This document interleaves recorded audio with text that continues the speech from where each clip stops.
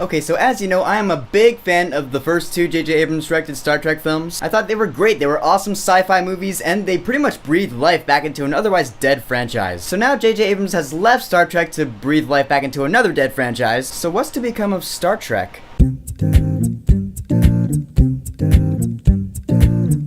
Star Trek Beyond! That is such a great name for a Star Trek movie. So Star Trek Beyond is the third new Star Trek movie. Like I said, it's not directed by J.J. Abrams, and you can definitely tell. There's no lens flares in this movie, like anywhere. Instead, they got Justin Lin, the director of a couple of movies in the Fast and Furious franchise, a franchise I am not a huge fan of. And the trailers leading up to this movie had that Fast and Furious vibe, and you know, I mean, the trailers for this movie were horrible. They sucked, I hated them. Except for the second one, that wasn't too bad, but those trailers had a lot of us scared. Luckily, I can say that those trailers were so wrong. This movie was awesome. Is it as good as, say, Star Trek Into Darkness? No. But it is still, thankfully, a great Star Trek movie. This film picks up 3 years into the crew's 5-year mission to explore strange new worlds and boldly go where no one has gone before. And all of a sudden, the USS Enterprise is attacked by this swarm of unknown creatures. The Enterprise really takes a hit. It's a really cool scene. So the crew is stranded on this planet. They have no ship to get off. We got a villain named Krall, played by Idris Elba, who's really good in this movie. And now we have our Star Trek Beyond movie, and I mean this in the best way possible.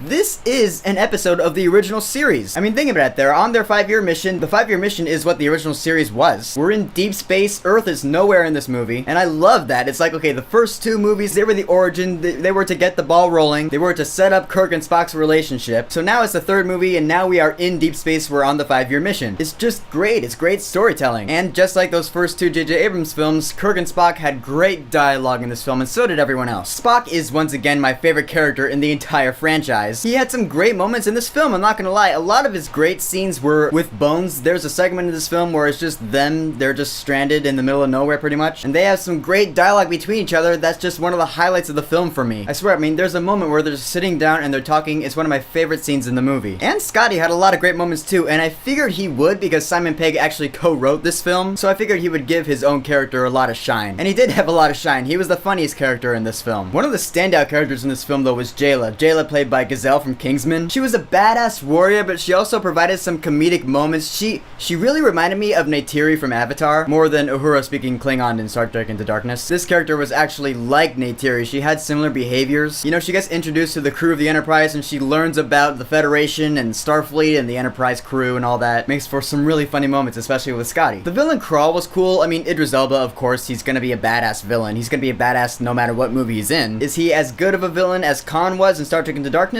No. Automatically no. But he was functional for this movie. I mean, he wasn't horrible. He's definitely memorable, but he's just not as good as Khan was. Because there's just no way you can beat Benedict Cumberbatch as Khan. That's just, you can't do it, no. It's like trying to beat Heath Ledger's Joker in another Batman movie. Just don't even bother. The visual effects in Star Trek Beyond, once again, were awesome. And this time around, it was actually some trippy shit, really weird camera angles going all over the place. A lot of them have to do with this one location in this film. I'm gonna try to be vague because they didn't reveal this location in the trailers. There's a location in this film where, like, there are buildings on, like, they're facing upside down and they're on the side, and it's just all sorts of weird trippy shit, man. It's like, yeah, you can tell it's definitely not J.J. Abrams, this is Justin Lin, but that's not a bad thing. The action in this film, I'll admit, was a little shaky camish and close up, and I am actually not a huge fan of that. I like actually seeing my action scenes. A lot of time it's like really up close shots and really like in your face, and I'm like, okay, I can't even see what's going on. So the action in this film is a minus point. But if we're being honest, you know that that is not what Star Trek is all about. It's not about the action. It's about the dialogue and the characters, and once again we have a Star Trek movie that excels with both. I give a lot of credit to Simon Pegg and Doug Jung for writing this film. It had a great script. Plus, it is all in deep space, so it is, like I said, like an original episode of the original series, but just more extreme because it's a movie. And this film does celebrate the 50th anniversary of the Star Trek franchise in a really cool and heartfelt way. One scene towards the end in particular with Spock, I thought was just genius. So yeah, Star Trek Beyond, the big surprise of the summer. Great special effects, great dialogue, great characters, of course. And once again, Michael Giacchino is back with the score, and the original theme is back, and the new theme is back. And I think he gave Jayla her own theme, and it was really good. Just what can I say? Michael Giacchino is a master film composer. I can't wait to hear what he has for Doctor Strange. So for Star Trek Beyond, I will gladly say, go see this movie right now. So Star Trek Beyond, have you seen it? What did you think about it? And who's your favorite Star Trek character of all time? That's a good question. Whoever it is, go ahead and leave a comment. And